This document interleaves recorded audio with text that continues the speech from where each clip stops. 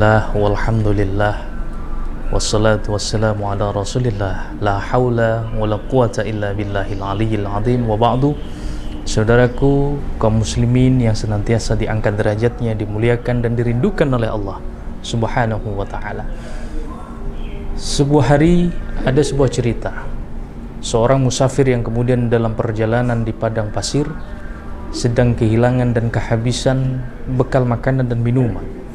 Suatu saat dalam perjalanannya kemudian dia bertemu sebuah tenda ataupun kemah yang berisikan seseorang yang sedang tergeletak lemas. Matanya buta, dua tangannya patah, dua kakinya patah dan hanya tergolek lemas di tanah. Lalu musafir ini kemudian bertanya kepada beliau, "Wahai fulan, siapa engkau?" Kemudian dia menjawab, "Aku adalah hamba Allah." Kemudian dia bertanya kembali kepada musafir, "Wahai musafir, siapa engkau?" "Aku adalah seorang musafir yang sedang dalam perjalanan yang kemudian kehabisan bekal makan dan minuman." Lalu seorang musafir ini bertanya kepada beliau, "Wahai fulan, mengapa engkau di sini? Apa yang bisa aku bantu?" Apa kemudian jawaban dari seorang itu?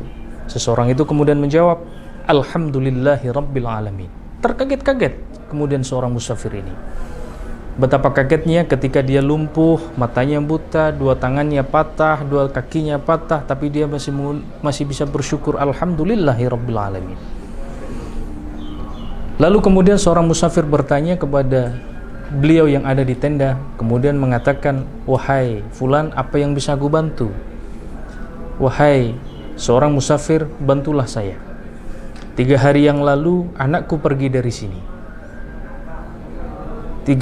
Anakku itu kemudian dalam perjalanan sedang mencari makan, kemudian tolonglah carilah." Kemudian seorang musafir ini bergegas, kemudian mencari. Apa yang kemudian dia temukan? Begitu kaget, terkejut, kemudian dia mendekati bahwa ada seorang sebujur bangkai manusia yang sedang dimakan kumpulan seorang singa. Dan apa yang terjadi? Bahwa itu adalah putra beliau. Kemudian dia kembali ke tenda dan kemudian bertanya, "Wahai seorang fulan, apakah engkau mengerti cerita Ayub alaihissalam?" "Oh iya, aku mengerti. Nabi Ayub adalah orang yang kemudian paling hebat kesabarannya.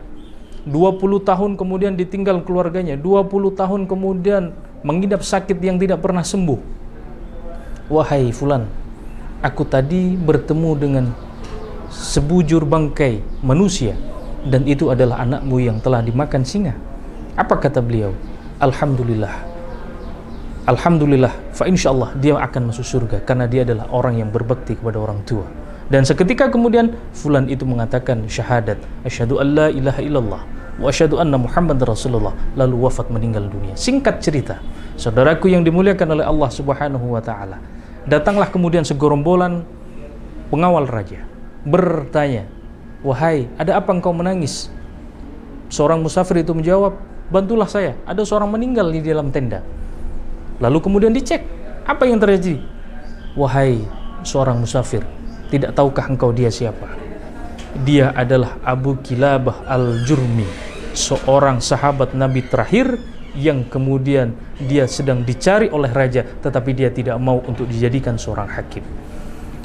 Hadirin saudara kaum muslimin yang senantiasa diangkat derajatnya oleh Allah subhanahu wa ta'ala. Lalu apa yang bisa kita ambil hikmahnya?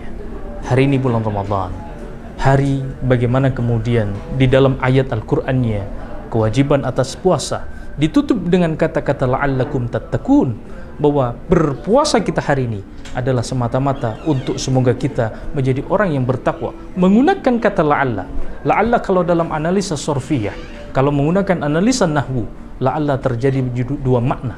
Makna yang pertama adalah makna tamanni, atau kemudian itu tidak mungkin akan terjadi. Atau kemudian kedua ini yang akan kita pakai. La'alla yang dimaksud di dalam Al-Quran adalah la'alla taraji, bahwa semoga dengan puasa ini harapan terbesar kita ada Allah akan mengangkat derajat kita dan akan mempermudah kehidupan kita selama di dunia.